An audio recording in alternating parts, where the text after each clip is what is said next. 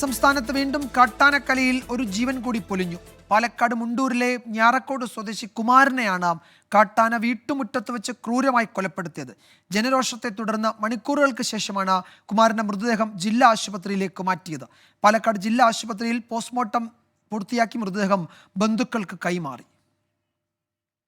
അവിടെ ജനങ്ങൾ വളരെ പ്രകോപിതരാണ്. അത് സ്വാഭാവികമായ ഒരു പ്രതികരണമാണ്. പ്രശ്നപരിഹാരത്തിൽ ഇടപെടാൻ പാലക്കാട് ജില്ലാ കളക്ടർ അങ്ങോട്ടേക്ക് പോയിട്ടുണ്ട്. പടക്കം പൊട്ടിച്ചും ശബ്ദമുണ്ടാക്കിയും ആനകളെ തുരത്തുന്ന ഒരു സമ്പ്രദായം പഴഞ്ചൻ രീതിയിലുള്ളതാണ്. പമ്പ് ആക്ഷൻ ഗൺ എന്ന് പറയുന്ന ഒരു പുതിയ വെടിവെക്കാനുള്ള സംവിധാനം അത് ഇന്ന് പാലക്കാട് പരീക്ഷിക്കും.